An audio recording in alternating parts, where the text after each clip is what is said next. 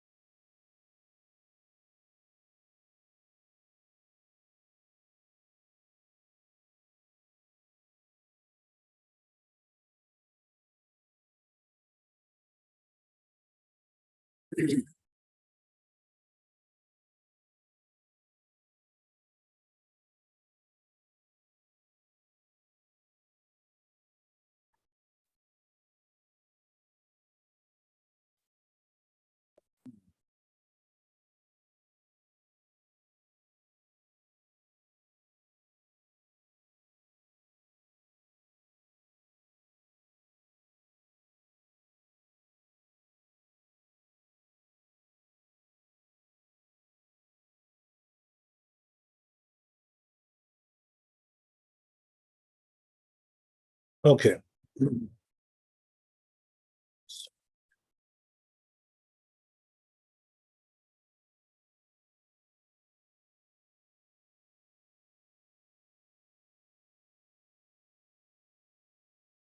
Yeah, so it looks like we're doing Chaf Aleph 21.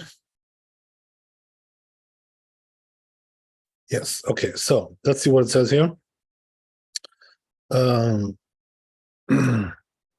It says Natur, וצריך שלא יהיה שום דבר חוצץ בינו לבין הקיר. This is an interesting halacha. Not everybody knows this, by the way, that there should be nothing in front of the person who's praying between him and the wall, right, in front of him. That's what we're talking about. So it says Bet Yosef, Pashut beperek kama de brachot. Where is this brought down? First parak of brachot. Umashma hatam de mata chotzetzet mita chotzetzet. Right. So it implies over there, he says that even a bed, is a problem to have a bed there. Katu Tosfot says Tosfot the milta de kfia kegon aron beteva enze sefsek. So says Tosfot, right? Something which is like, like usually there, like placed there, permanently. So he's talking about things like furniture, closets and chests and things like this. He says it's not really a problem about mita, but he says when it comes to a bed, says that's not really called something fixed. So I guess the reason is because the bed, you can move it around, it's not really something which always stays in one place. It can be moved around. So this is what Tosfot says.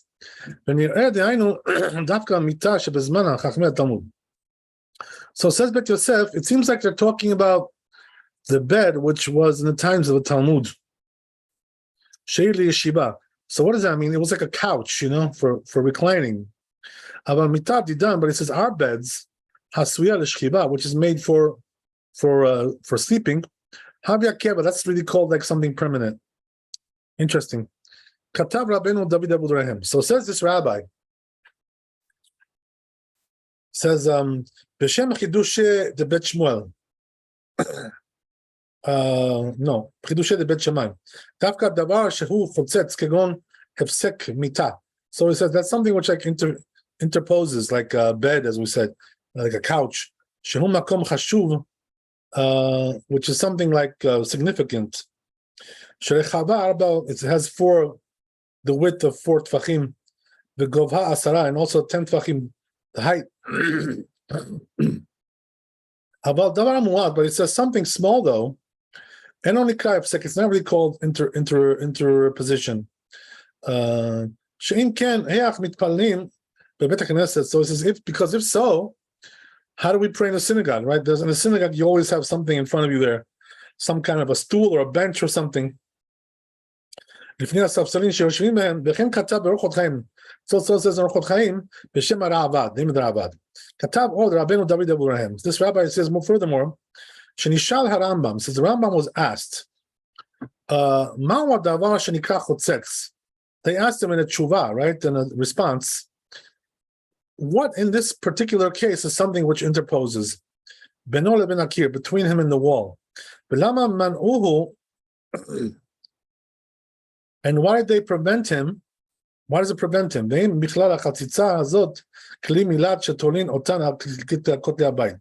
So he says, is this also included, right? If we, in this halacha, if we hang, right, something off the walls, right, some kind of decoration, whatever, some kind of curtains, whatever, from the walls of the house, he says, Lenoi, for beauty, for aesthetics, and also there's all kinds of designs there, right, which are not three-dimensional. Is this also part of the prohibition? He asks the Rambam, or maybe it's not. So Rambam answers, so look what he says, right? The reason why the rabbis wanted you to get close to the wall when you pray, it shouldn't be something there which bothers his concentration. So he says, therefore, he says, clothing which is hanging there, all kinds of curtains and stuff, it's not forbidden, he says. But it says it's not proper that a person should separate himself between him and the wall, aron, right? Some kind of a closet, whatever, or sakim, or sacks, things like this, from some kinds of household things. So he says, you know why? Because these things make a person confused. It distracts him. They're distracting. So he says, regarding the embroidered cloth, clothing, whatever, curtains, he says, even if they're not three-dimensional, they don't stick out. But he says, not proper to pray towards them.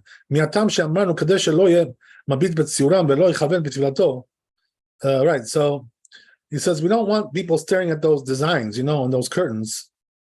And this is going to, he says, distract him from his concentration. So he says, but in us, what we do is that, when we pray, we close our eyes. We don't look around. When we pray, so what we do is, he says, if we have something like that, which is, distracting you, the best thing to do is just to shut your eyes and pray, with your eyes closed. This way it won't bother you. Interesting. By the way, I've also seen the Zohar Kadosh, about this. And the Zohar is very vehement about this. It says the Zohar that a person should always pray, like next to the wall. And that's considered to be like a big deal, according to the Kabbalah. That a person, because that's how his prayer is accepted like that.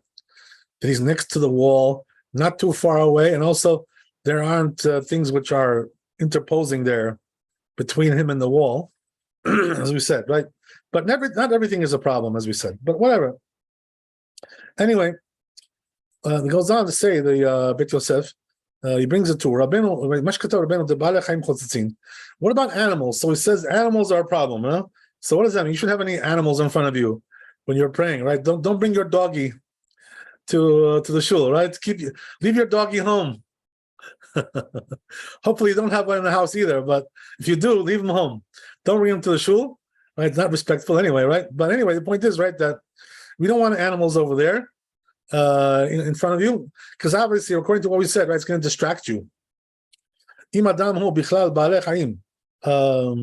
So he says, what about people, right? Can it be somebody's like praying in front of you? Or is that also a problem, right? So he said, that's also a problem, right? We don't want somebody being in front of you, right? So therefore, if you want to be really one of these religious guys, holy people, you should always try to, pray in the front of the shul, or in your house, whatever it is, right? And there should be nothing in front of you there, between you and the wall. And also, there should be no person in front of you as well. That's what we're saying over here. Mordechai, but it says that Mordechai says the Enam Chotzitzin. He says the animals are not a problem. Like it says in Sotah, Lamed Chet Amud Bet, regarding the blessing of the priestly blessing. Pshita ariche be'ape gutze lo mefasake. V'chen katav Rabbeinu Gadol. So it seems to say there that it's not really a problem. And also it says Maria Gadol, Maria Wuhav says, v'dikdek ken mid'aminan, he brings that from Brachot Kav Zayin Amud Bet. Lo yitpalel adam achorei rabo. That a person shouldn't pray behind his rabbi, right? Don't stand behind your rabbi. Mashma dafka achorei rabo. That's only behind your rabbi. But he says if it's somebody else, we don't care. So he doesn't agree with the other opinion that we saw. But Ayat Tovai, he says it's a good source. Bedek Abayit, it's right. The Chen Hu Behedya B'Yerushalmi. He says also brought down Yerushalmi, Perek Bet over there. It says V'akatvenu b'siman kuf bet. So I'm going to write it later on in chapter 102. But b'sefer HaPliyah katav. But it says in the Sefer HaPliyah שצריך להיזהר מלהתפלל אחרי שום אדם. You shouldn't pray behind any person. טוב לחוש לדבריו. So it says it's proper to be stringent regarding that. So as we said, right, especially according to Kabbalah, we don't want anybody being behind you, in front of you, I'm sorry. You don't want anybody in front of you when you're praying. You want to be right next to the wall, basically, right? You and the wall. That's what you really want. Okay. Let's see the Shulchan Aruch.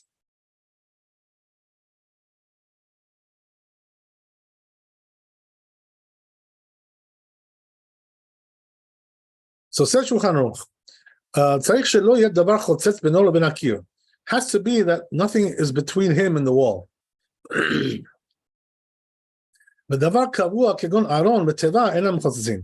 So says Shulchan Aruch, right, if it's something which is fixed, so what does that mean? It doesn't move around, it's something heavy. It's not a problem. It doesn't interpose. Because, since it doesn't move around, it's basically like a part of the wall itself, like it's permanent fixture there. So says the Rama also something else, right? As we saw, that it's only a problem if it's got, if it's like something on the larger side. What does that mean? That it has a height of 10 tfachim, which is up to your waist, and the width is 4 tfachim. So it's something like, a little bit massive. But if it's something small, lo chashiv hapsek, right? That's not considered to be a problem. Then he goes on. Says Shulchan Aruch, right? That animals are not a problem. Even a person, he says. Oh, so he says a person is not a problem, right? So says the Rama here, so Rama says, I think that the animals are a problem, but the people are not a problem. So it seems like the poskim say like that. So it says it seems like there's a mistake maybe in these books, some kind of scribe's error there.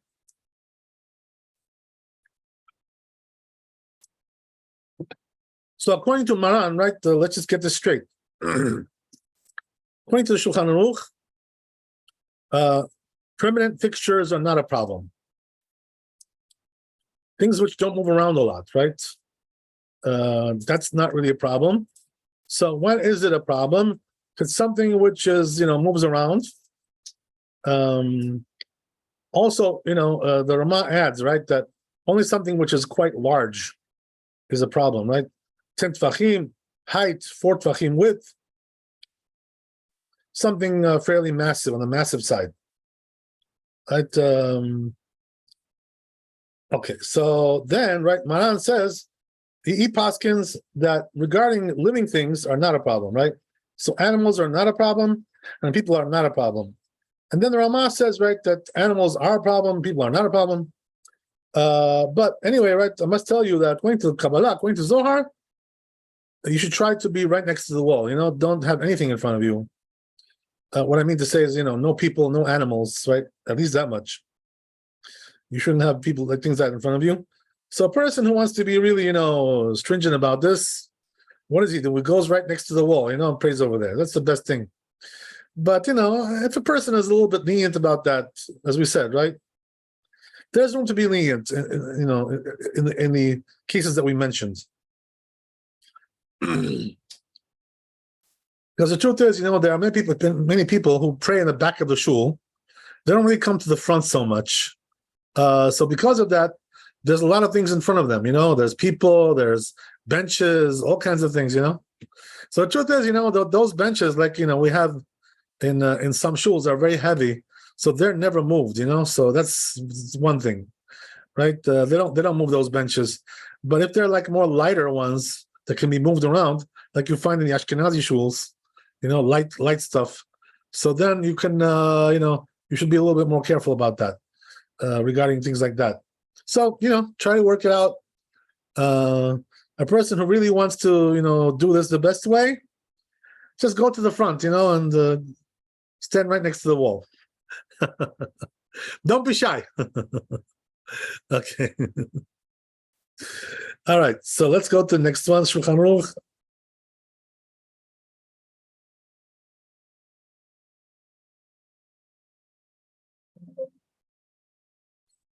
One second here. I'm just gonna shut this down for a second because something is malfunctioning here. Sorry about that. I'll put it back.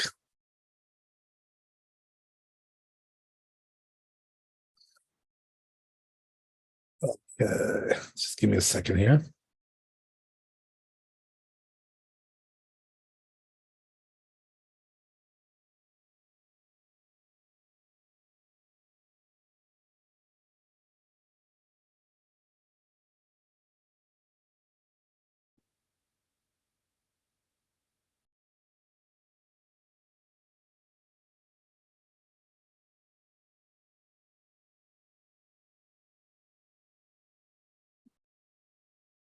Okay, let's try it again.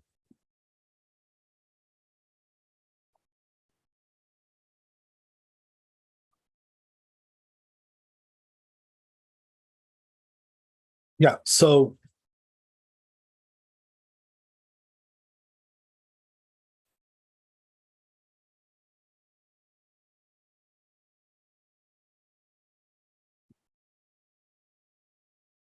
says Shulchan Aruch Chafet, ויש מי שאומר שיש להיזהר מלהתפלל אחרי שום אדם. Right, but Shulchan Aruch now brings the other opinion, right? Which says that what? That you shouldn't pray behind any person, right? As we said. So he says it's good to be stringent about that, right? So as we said, right, that there's also another opinion that, better that there shouldn't be no people in front of you. Okay, so this is not really an obligation, it seems, but good to be stringent about it, as he says. So that's 22. Let's go to 23. Chav Gimel. So he brings over here Abegadim Metzuyam. What about you have all these curtains and stuff? Are they a problem? Even though they're not three-dimensional, they don't protrude. And it says not proper to pray, right, in front of them. As we said, right, the reason is because according to Rambam, it distracts you. When you're looking at those designs on those curtains and stuff. So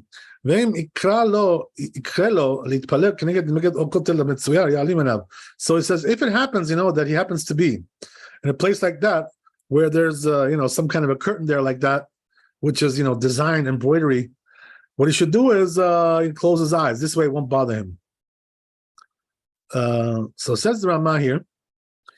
לכן אסור גם כן לצייר ציורים בספרים שמתפללים בהן שלא תתבטל הכוונה. So the Ramah says here something interesting, right? That because of this, he says, also not a good idea, to put designs into the Sidur, the prayer books, Why? Because when a person, is praying and he's looking at the Sidur, we don't want him getting distracted, with these designs over there, all kinds of, whatever, some kind of artistic stuff there. that's going to make him space out a little bit, whatever, get spaced out. So therefore, he says, Rama, when you make the Siddur, don't put over there designs over there. Siddur. Just make it simple, right? Whatever. Okay. Baruch Hashem, today we don't find too many designs in there. Okay. Let's go on. So he says, אבל בגדים שמצויר בהם דברי תפלות, אפילו לשלב בהם בבית הכנסת אסור. Look what he says, right? But he says, if they are like curtains, which have, all kinds of indecent kind of, like designs. You know what I'm talking about, right?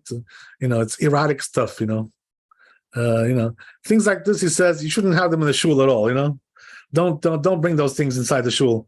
Right? All kinds of, men and women, they're together, these designs. You don't want things like that in the shul, you know what I mean? That's not for us. So he says you shouldn't even sit on things like that in the synagogue. Obviously, that's pretty clear. Okay, that's clear. So, good.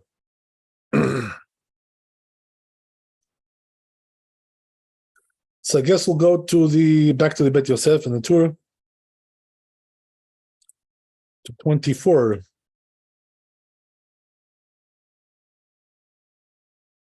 Okay, so it says over here,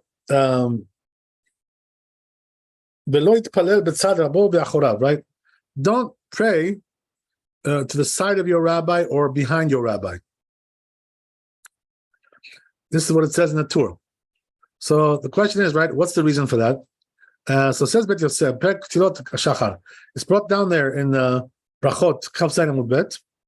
Al yitpalel adam lo keneged rabo velo achorei rabo. A person shouldn't pray to the side of his rabbi or behind his rabbi. Perish Rashi explains, Keneged Rabo, what does that mean? Etzel Rabo, that means to the side. Umareh keilu hem shavim. So why is it not proper to do that? To pray next to your rabbi? Because it seems like, you're like, you think you're equal with him, like, excuse me, like, what are you doing there? Aren't you his Talmid? You're his disciple, no? So how are you equating yourself with your rabbi? This is chutzpah, disrespectful, This is the reason why you shouldn't stand to the side of your rabbi. Achorei rabbi, what about behind your rabbi?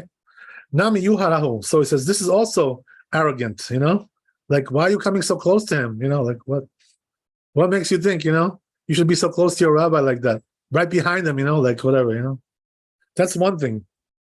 The Tasvot katvu deyesh mefarshim the Tama de achorei rabo mipnei shenireh keshmishtachave lerabo. So Tasvot brings a different reason, why you shouldn't be behind your rabbi. Because sometimes it can look like, you're like bowing down to him, making him into a god or something, He's not God, he's a rabbi, what I mean? So you can't make him look like, he's your God. So that's another reason why we don't want that. Rabbeinu Yonah, says Rabbeinu Yonah, כתב דגמרא, משמע דתלמא דאחורי רבו מפני הפסקה כי שמא יצטרך רבו לפסוק ג' פסיעות דאחוריו בעוד שהוא מתפלל ולא יוכל להפסיק. So he says, he brings a different reason, a third reason also. What is that? That if your rabbi finishes before you, so he's got to step back 3 steps, right? When he finishes the Amidah, and you're preventing him from do that because he can't step back when you're right behind him. So therefore you're bothering this guy, right? You're bothering your rabbi, you're being disrespectful. Right, you're intruding into his space, Give him his space a little bit. That's what he's trying to say. Okay, goes on a bit Yosef. He brings a tour here. Right? Says all the more so, you shouldn't pray in front of your rabbi, right? That's obvious, right? Otherwise, you think you're better than him, maybe. So this is already, right, arrogance to the maximum, right, to the max. So it says, Pashut, it says Bet Yosef, this is obvious, right? Who would stand in front of his rabbi, and pray like that? Only an idiot would do such a thing like that. Pashut too, Shezeh Yoter Bizui, V'chen Katav Rabbeinu Yonah. And that's what it says. This is even more disgraceful. That's what it says, Rabbeinu Yonah. I remember, I must tell you, that when I was with my rabbi, Maran Abba Shalom, in Yerushalayim, we were praying together over there. Believe me when I tell you, when I used to go into that shul, I was shivering from fright. The fear of him was, I didn't have the chutzpah to, go close to him even, and pray over there. What would make me such a crazy thing like that? So I used to pray, on the other side, not to bother him. I didn't want to bother him there. I don't want to get into a space. What kind of, who gives me the right to do something like that, right? It's ridiculous. And when we used to step back, after we were leaving the synagogue, so or like stepping back to the rabbi, I wouldn't even turn around, and face my back to him, and walk away. That was disrespectful. So what I did was I would face him frontally, and walk away like that. Not turn my back to him, How can I turn my back to such a big chacham like this, My rabbi. This is the way it was, we were shaking in our pants from fear, just from seeing the rabbi. He was such a great man, like Moshe Rabbeinu. Who could do such things like this, to the rabbi? Have to be crazy. Okay, so it goes on. We said this already. But it says, if he goes back like 4 amot, away from him, it's okay. Which is 2 meters, as we said, right? As long as you give him his space, his 4 amot, 2 meters, it's okay. So says Bet Yosef, Ken katvu sham Rabbeinu Yonah. That's what says Rabbeinu Yonah. Ve'arosh v'nir'eh di'alfela. Seems like they learn this from where? Mideita hatam besamuch. Like we have over there close by. Asur la'avor keneged hamitpalelin. Right. So it says over there in the Talmud, right, something very important. We're going to learn this a little bit later on. Also, we're going to get into it more heavily. That when a person is praying Amidah, you're not allowed to walk in front of him. Within Arba Amot, within 4 Amot. 2 meters in front of him. You're not allowed to walk there. Rabbi says, well, we saw these 2 rabbis that used to pass by. They didn't mind. But it says, no, that's something else. They were doing, in front of, outside of the 4 amot, right? That's okay. You're allowed to.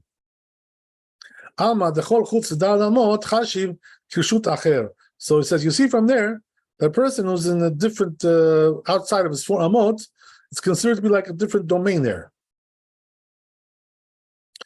By himself. But it says, implies from his words, that doesn't really help the distance 4 amot,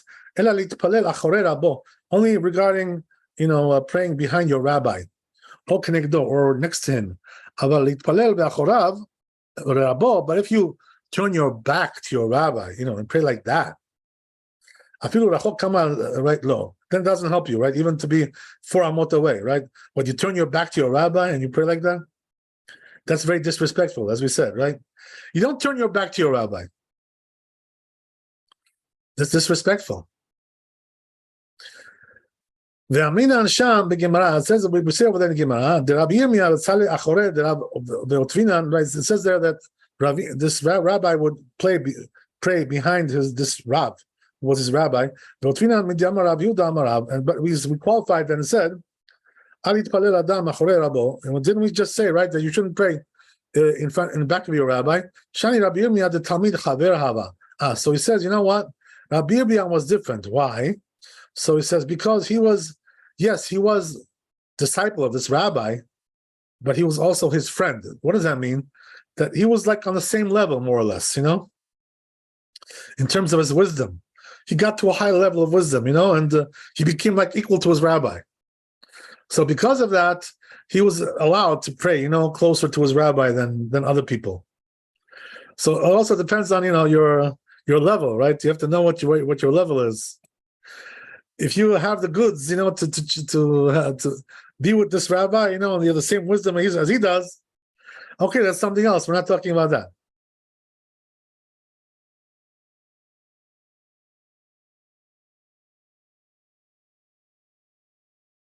But he says, you know what? When it comes to praying behind your rabbi, even if you're like equal to him, whatever, you shouldn't do it anyway. Why? The bizu gadol, because it's really disgraceful. So I'm sorry, I didn't say it right. We're talking here about the case where he turns his back to him, right? In other words, he's in front of him. He turns his back to him and prays. Because this is very disgraceful, So even if you are like, equal in wisdom to your rabbi, you're like on the same page as him, but nevertheless, to turn your back to him is very disrespectful. So therefore he says you shouldn't do that. Says this rabbi, B'Shem Bala Meorot, right? Name of this rabbi. That which we said that you shouldn't pray behind your rabbi. That's only he says when he's alone. But when in the community, imhu kach sidur yeshivatan. He says if that's the way they sit, in other words, the arrangement is like that. That's the arrangement of the sitting. He happens to sit behind his rabbi. So he says that's not a problem because they gave him that seat. That's his seat. So I mean, then obviously, what do you expect him to do? Right? So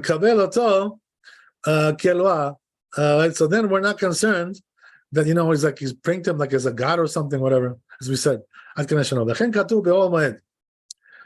the way it's written in Olam Moed. The Siemba concludes there. The one who says that behind your rabbi, right? He says the reason is because you're, frustrating him, because you're not allowing him to step back when he has to. You don't want that. So he says, according to that, because when he finishes the Amidah, he won't be able to step back since you're right, on his tail, right behind him. Says, if this is the reason, so then there's no difference between whether you're alone or you're in the shul, right, in the community. That's the end of it. It says the Maran Bet Yosef that according to halacha, it says you should really be careful also in the community as well. So what does that mean, right? Don't stand behind your rabbi. Don't be a wise guy. And don't stand in the side of your rabbi. And don't stand in front of your rabbi. That's even worse. Okay. Okay, very good.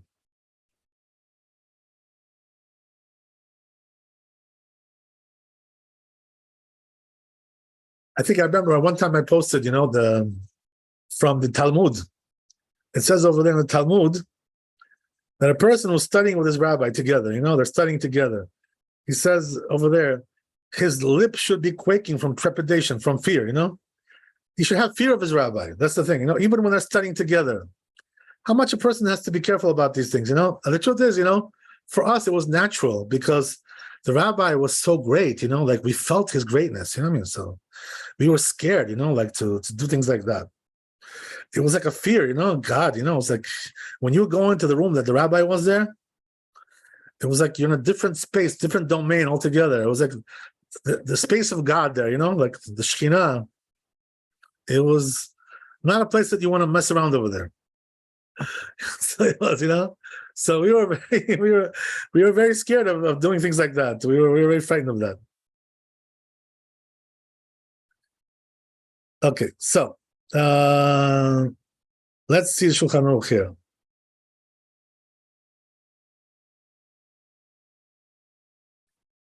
Says Shulchan Aruch, right? Lo yitpalel b'tzad rabo. You shouldn't pray to the side of your rabbi, right? As we said, v'lo achorei rabo, and also not behind your rabbi. So as we said, right, that the reason why you can't do the side is because you think you're equal to him, and behind him because you're bothering him, you're frustrating him there like that, and also maybe you're making him like into an idol, whatever. But also not in front of him, right? The worst is when you pray in front of him. That's the worst of all. So he brings in parentheses over here, right? The other opinion.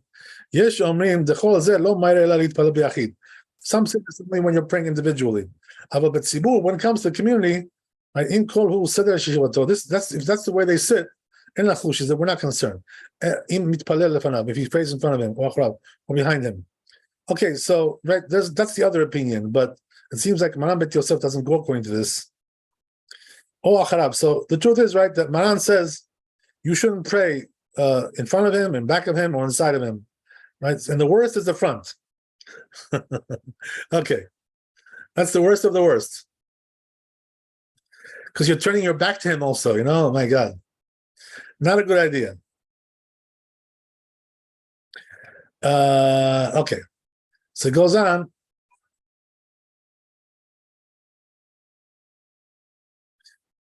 But it says, but if he distances himself 4 amot, then you're allowed. It's okay, because you're not in his space. He's got his own space there, and he's fine, so then it doesn't really matter anymore. Whether you're in the side or, you're in the back or whatever it may be.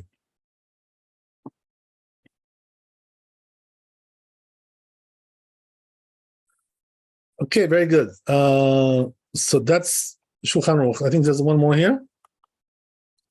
Right, Talmid Chaver, he says, Mutar litpalel achorei rabo. Right, so it says, but if the disciple, right, the student, is on the same level as his rabbi, so then he could pray in back of him, right? That's what we say, right? But not in front, as we said, right? In front, that's really bad. You're turning your back to him, right? So the truth is, with us, the Rabbi Shalom, nobody was equal to him in wisdom, There was no such a person like this in the world. You couldn't find anybody in the whole world like that. So there was nobody that could do this kind of thing with the rabbi. Nobody had the wisdom that the rabbi had. So, that was impossible. This halakha was not pertinent over there. So we never, did things like this over there. We were very careful not to play these games. Okay. Very good. So let's go on. We're going to back to Bet Yosef.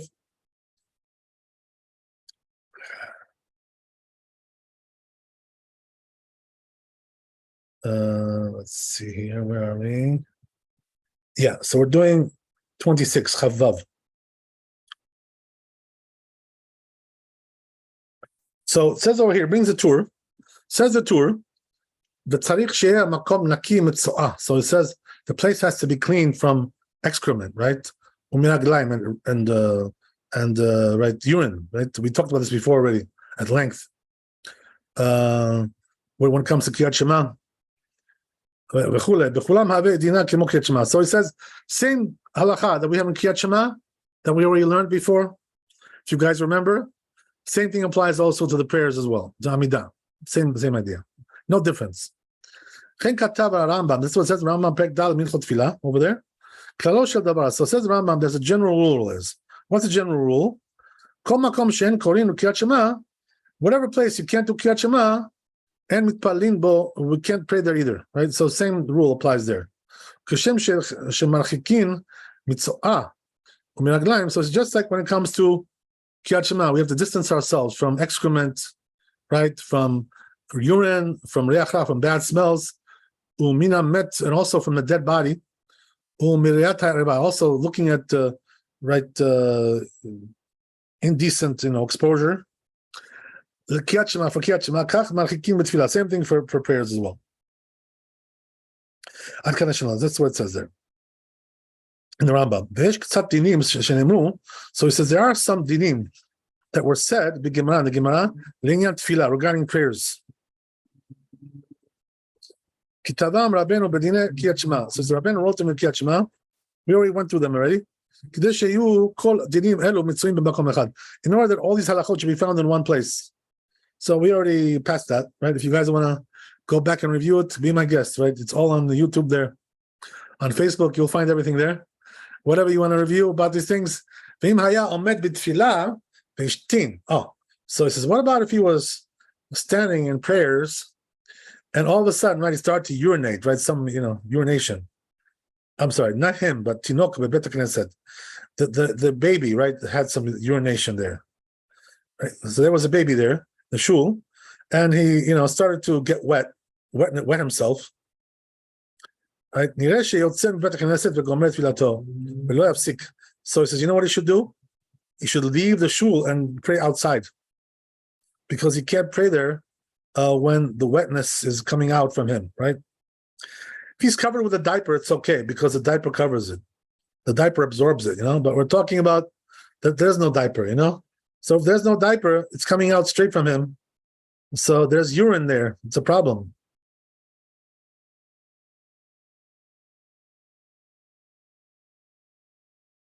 So he said, you should go out of the shul, right, and finish his prayer outside.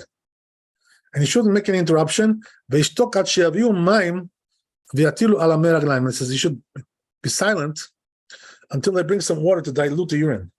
Because maybe he may come to wait till he can finish the whole thing. He's going to have to start the beginning again. It says what it says in Rikeach. That's what it says here. Right? Let's say you have a baby, right? He urinated, wet himself, in the shul, and he went out. Rashi mibet knesset v'itpalel dekaimalan. So he says Rashi in this case he went out of the shul and he prayed, because we hold haposek beemtza tfilato im lo shaha kedei ligmor et kula chozer lemkom shepasak.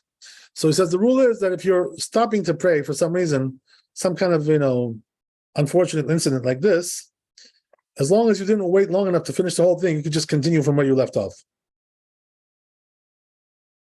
If not so, Choser l'rosh, then he's got to start from the beginning. So if he did wait until the time it takes to finish the whole Amidah, which is like, for some people, it's like 5-6 minutes, whatever it is, right? If he waited that long, then he's got to go back to the beginning. Okay, so a second. Yeah. So it says here, let's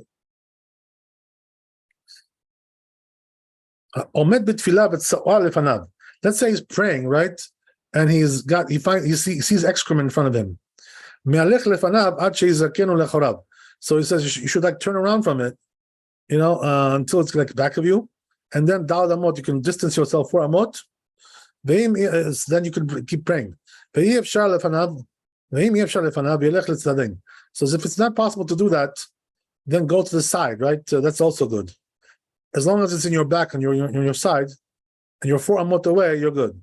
Until you get away from it 4 amot. That can know. It says Bedek Habayit. So it says according to that which we paskined, and chapter 65. B'shem Ksat Poskim, name of some Poskim, Shafilu Shahak Kedei Ligmor Kula, and even if he waited to finish the whole thing, and Choser l'rosh, he doesn't start from the beginning, and not Tzarich Latzet Mibet HaKnesset. So he says, therefore, according to that, he doesn't have to really leave the shul, right? According to this opinion, there's no reason to leave the shul.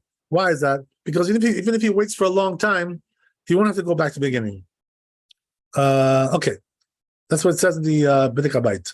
Katuv B'tumat Hadeshen says over there, Shemi Shehu B'derech Karov LeMalon. Let's say, right, person is on the road, and he's close to his, lodging spot, whatever it may be, right, a hotel, Airbnb, whatever. So he says, if he's able to go off the road, right, kol kach shekarov ledavar legamre shelo yavo ovrim drachim. If you can, go to the side of the road, and people won't pass by him there, passers-by, they have sikur and bother him there. Shapir tefel litpalel b'derech mitpalel b'malon be'ir. So he says, then it's better to pray on the road than to pray right in the city, in the hotel, whatever, right, in the lodging. Be'ir shekula goyim. It's all goyim over there in the city. So he says, you know why? Because in a place where it's all goyim over there, there's a lot of idols over there, so he's afraid of that, right? You're praying in a place of idols. So it says every right lodging place you find over there statues, all kinds of idols and things like this. So therefore, it says better to pray on the road. But it says it's not clear that people will not pass by him there on the road, in the field. Even if it's possible for him to find a room or some corner, malon, in some hotel, he can pray there with right concentration. And people won't distract him. As Shapir Tefeh Litpalel Malon. So he says, then it's better to pray in the hotel. Things like that. Okay, interesting. That's the end of the chapter. Okay, so let's see the Shulchan Aruch here. Kavod Harav, I'm sorry. Yes. If it says the road, does that mean outdoors? Yeah, he's going, on the road. Yeah. So didn't we say that we're not supposed to pray outdoors? Or only on a pressing matter? Ah, yeah, that's true. So what do we say, right? A person should not go out in the field, In the field. Okay. right, and pray over there. And we're talking about the field over here. That's what we're talking about. Uh-huh. So then what's the difference? So the difference is here, that he has no choice because he's on the road. You know what I mean? Okay, thank you. So he's not going specially there to pray, just that, it happens to be that he's there. Okay, thank you. You know what I mean? But he shouldn't go specially there. That's what we mean. Okay. To So pray, it's a right? pressing matter, only Yeah, it's if. pressing because he needs to travel, Okay. Yes. So good. So let's see Shulchan Aruch. I'm glad you remember that. That's very good. Baruch Hashem. That's very nice. Very good. Very good. Looks like you're taking your notes there. All right. Very good. Either that or you have a great memory. Okay, so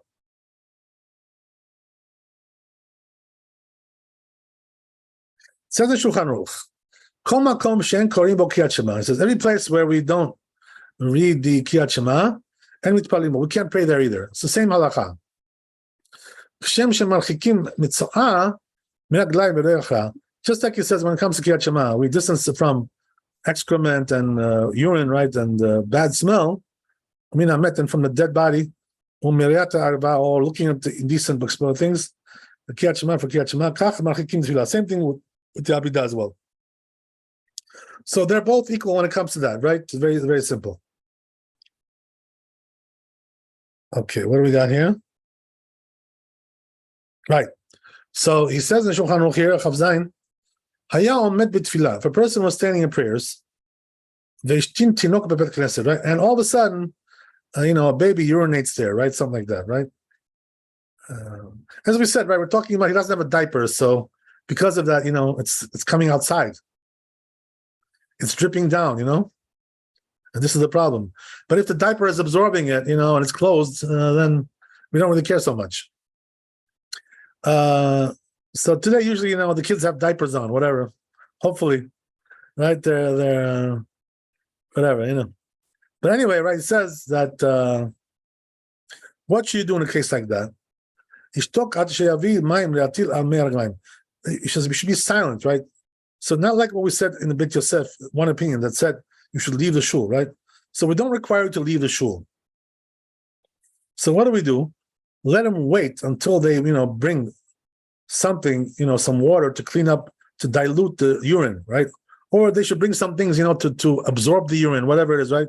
They have all kinds of things today. They have, rags and, and paper towels and stuff. So if they can come and take care of the spill, right? You wait, until they come and take care of it, and then you can continue from there. That's what we're saying, right? Or you have another option, right? Which is that, as we said, if you can't really wait, whatever, for some reason, nobody's really doing the job, right? Let's say nobody's there to clean it up, right? So then what do you do there? So then, as we said, right, there's a solution. What's the solution? Turn your back to it, right? And then distance yourself 4 amot, and you can pray, right? Or to your side, right? Whether it's to your back or to your side. Or the other option, as we said, is you just go outside, right? And finish outside. If there's no other solution besides that. That's what you do. So you may come and ask me, right? Rabbi, how can you go outside? But you're praying inside the shul, right? It's like you're interrupting there. No, but there's no other choice. You know what I mean? So here we allow that. You know what I mean? If there's no other choice but to go outside, as we said, right? There's also other solutions which should be tried first. But if there's no other solution besides that, then you go outside also. You finish outside. So says the Ramah here, ויותר טוב ללך למקום אחר, ולא לשתוק. But it says the Rama, better to go to a different place and not be silent. Why? Because he may come to wait until he finishes everything. He may have to go back to the beginning. But as we already said, right, that Maran Bet Yosef doesn't hold like this. The Shulchan Aruch doesn't hold like that. Shulchan Aruch holds that even if you waited the whole time that it takes to finish the whole thing, you still don't have to go back to the beginning. So therefore, you can wait 5, 6 minutes, 10 minutes, whatever, till I clean it up, and then continue from there. But according to Rabbi, right, this opinion that he brings here, if you wait till the time that it takes to finish the whole thing, which we said is about 5, 6 minutes on the average. Some people, if they read slowly, it may take 10 minutes, whatever. Depends. Right? But anyway, if you waited that long, according to this opinion, you have to go back to the beginning. So therefore, he says better not to do that. But we don't hold that way. The Sfardim, we don't hold this way.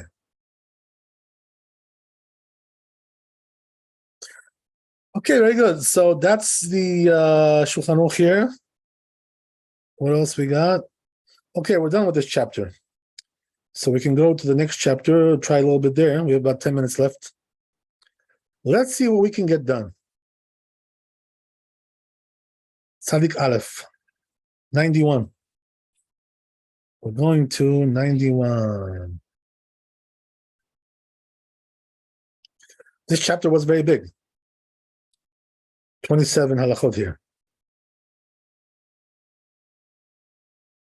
Okay, so let's go to the tour.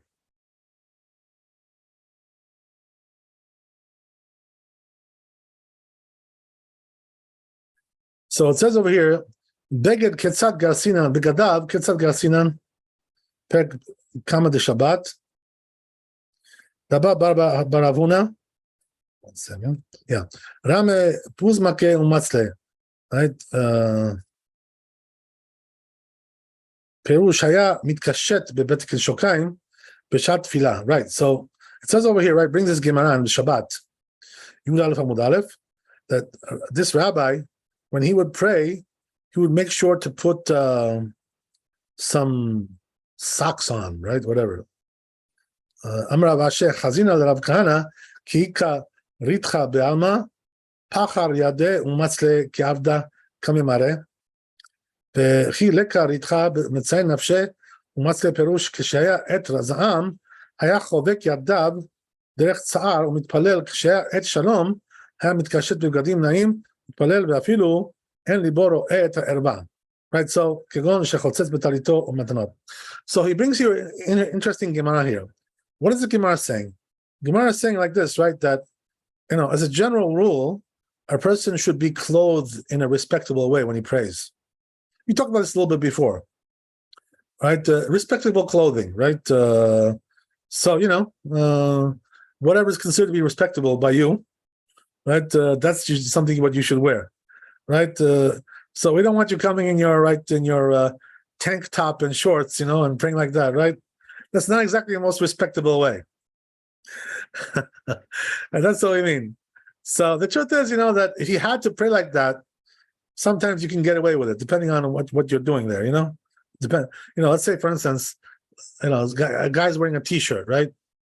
He's wearing a T-shirt, and he's wearing shorts, and, it's summer, so he can pray like that, the truth is, But, it's more respectable to pray with the more respectable clothing, So it says over here, right, that these rabbis, what they would do is, depending on the situation, right? If the situation was bad, what does that mean? That the Jews were like in dire straits, in trouble, the goyim are giving them problems, causing them all kinds of issues and problems.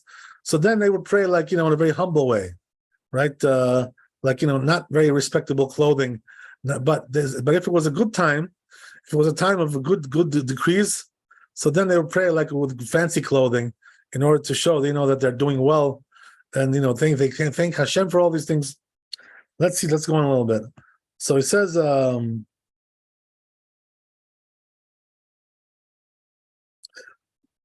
yitpalel ad sheyichaser libo, right? So first of all, he says, right, that a person is not allowed to pray until he covers his chest. So the chest should not be exposed. right? That's why I told you in a tank top, right? So these tank tops, they're kind of exposed, sometimes, whatever, depending on how skimpy they are. But, so that's not really a good way to pray, So at the very least, you should wear like a t-shirt, minimal, right? We don't want his chest open. That's what we don't want. So at least a t-shirt, that much at least. Okay, good.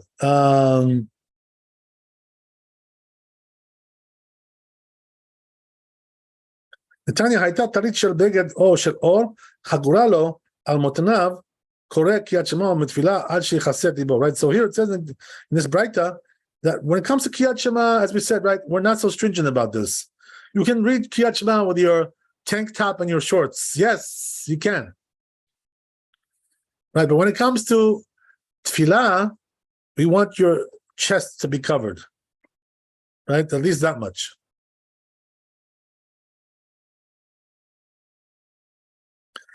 I told you guys, right, there's a thing like this. It goes on, and in Israel, how Chabad, they go everywhere trying to get people to put tefillin and everything, these kinds of things, right? So in Israel, they even go to the beach, can you imagine? Tel Aviv, they go to the beach and they tell the boys, you want to put tefillin? They go over there. So what happens is that the question is, are they allowed to put tefillin when they're wearing a bathing suit? That's all they have on. So we answered, right, that yes, you are allowed to. You're allowed to say Kriyat Shema like that. But Amidah, no, right? Because Amidah means you have to cover your chest. So as we said, right, that when it comes to Amidah, cover your chest.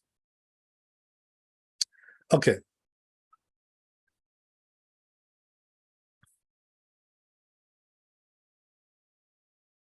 So he goes on. Katar Rambam, says the Rambam, Lo kisat libo, if he didn't cover his chest, or let's say he doesn't have what to cover himself, right? He doesn't have anything. So he says, bediavad, if he covered at least his genitals, right? He wore some shorts or something, and he prayed like that, he fulfills his obligation, even though his chest was not covered, bediavad. But says the Rambam, you shouldn't do like that, right? It's not proper to do like that. Okay, very good. So let's see the Bet Yosef here. We have only 2 minutes left, so let's see what we can do.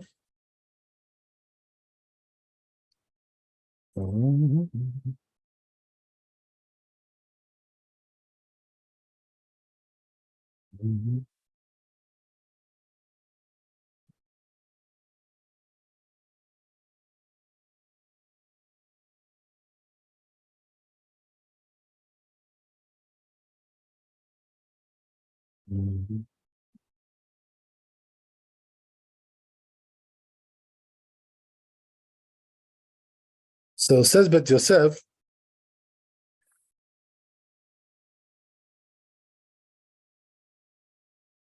that, as we said, right, that you should have clothing on. Tanya b'hayta talit shel beged or shel or perek mi shemeto. So he brings the place for this, right, which is from Brachot. Rashi explains that hayta talit agura al metnav. Let's say he has talit on his hips, lechasoto mimotnav lemata, to cover him from his hips and below, right? Afa pi shemimtin shemimotnav lemala. Even though he's above, his chest, he's naked. A correct catchman can really catch him like that. But when it comes to tefillah, as we said, no. He has to see himself like he's standing in front of a king. He has to stand with fear. When it comes to Kriyat Shema, a little bit less, right? He's not really talking in front of the king.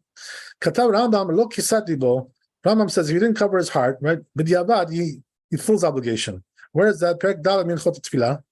Okay, so we'll do Shulchan Aruch and we're done. Very good. All right, I thank you for your patience. All right, here we go.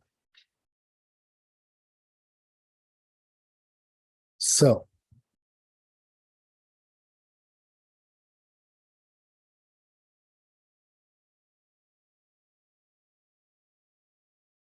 Says in Shulchan Aruch, הייתה טלית חגורה על מותניו לכסותו ממותניו למטה, אסור להתפלל עד שיכסה ליבו, right? So the things like this. If he's wearing pants, right, below his belt, okay, so his legs are covered, but still he has to cover his chest in order to do Amidah. Ve'im lo kisat libo, if he didn't cover his heart, he didn't cover his chest, או שנאנס ואין ליבו ממה יתכסה. Let's say he doesn't have what to wear. הואיל וכיסה רבתו והתפלל, if he covered his erva, right, his genitals, and prayed, so he wore some shorts, right, some trunks, whatever, vitpalel, and he prayed like that, yatzah, he fulfills obligation. So b'diavad, the obligation is fulfilled like that, even though he didn't cover his chest. But lechatchila, he has to cover his chest. That's the idea. Okay, very good. Thanks for being with us tonight. Coming, chazak u'baruch, be blessed with wealth, health, happiness. Baruch Hashem, we're moving along very nicely. God bless you, and be holy and happy. See you tomorrow. Chazak u'baruch. Thank you so much. All the best.